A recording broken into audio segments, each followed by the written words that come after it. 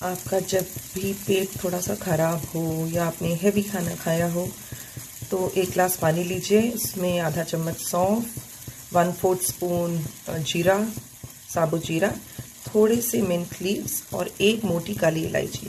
उसको बॉईल कर लीजिए, हाफ़ कीजिए, थोड़ा सा नींबू और चाट मसाला डाल के या काला नमक डाल के पी लीजिए। दिन में 2 बार करने से आपका पेट एकदम ठीक हो जाएगा। ब्लोटिंग, गैस्ट्रिक, ऐसी कुछ भी बर्पिंग, ऐसी कुछ भी इश्यूज सब सॉल्व हो जाएंगे आपकी।